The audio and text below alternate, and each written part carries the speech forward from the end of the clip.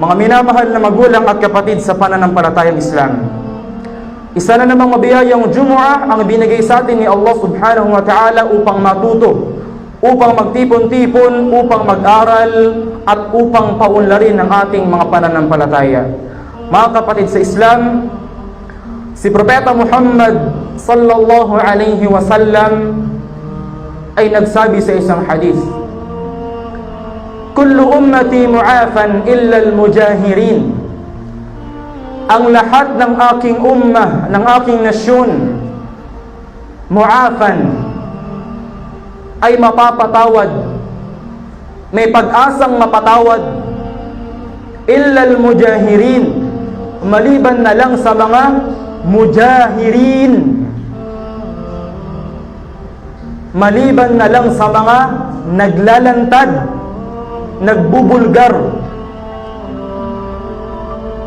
Kasunod nito, sinabi ni Propeta Muhammad sallallahu alaihi wasallam, wa inna min al-mujahara ay ya'malu ar-rajul bil-layli 'amalan thumma yusbihu wa qad satarahu Allah alayhi fayaqulu ya fulan 'amiltu al-barihata kadha wa kadha wa qad bata yastaruhu Allah yasturuhu rabbuh wa yusbihu yakshifu sitra Allah an, o kama qala an-nabiy sallallahu alaihi wasallam.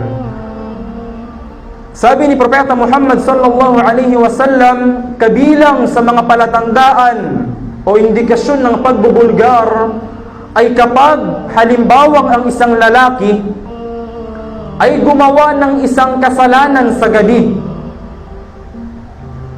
at pagkatapos ay tinakpan ito ni Allah upang hindi malaman ng iba.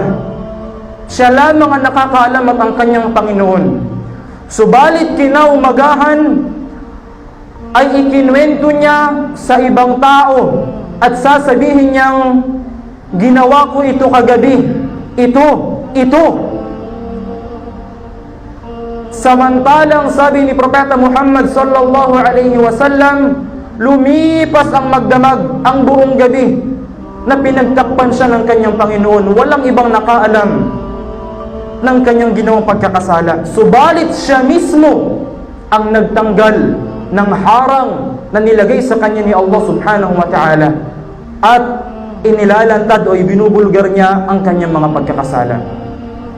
Mga kapatid sa Islam, sinasabi ng ating mga ulama hinggil sa hadith na ito, may ilang mga nagsabi na ang kahulugan di umano ng nabanggit ni Propeta Muhammad sallallahu alaihi wasallam na lahat ng aking ummah ay mapapatawad liban sa mga naglalantad o nagbubulgar ng kanilang kasalanan.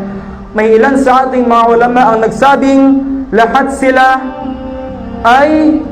lahat ng ummah ni Propeta Muhammad sallallahu alaihi wasallam ay maaaring maligtas mula sa masamang resulta ng kanilang kasalanan o maligtas mula sa kaparusahan ng impyerno, maliban na lang dun sa mga naglalantad ng kanilang pagkakasala. Sinabi rin ni Imam Ibn Battal rahimahullahu ta'ala, ang sabi niya, fil jahri bil ma'siyati istighfafun bihaqqillahi wa rasulihi wa bisalihil mu'minin. Dahil daw kapag ang isang tao ay naglalantad ng pagkakasala, ay para niyang minamaliit ang karapatan ni Allah na masunod, ang karapatan ng propeta na siya isundin, at ang ikabubuti ng pangkalahatan ng mga mananampalataya. Ito ang isang sinabi ng ating mga ulama. Mayroon din nagsabi sa kanila, sabi ni Imam Al-Manawi rahimahullahu ta'ala, al-mujahirin, yung mga nagbubulgar, al-mu'linina bil ma'asi, al-mustashhirina bi adhariha alladhina kashafu sitrallahi anhum.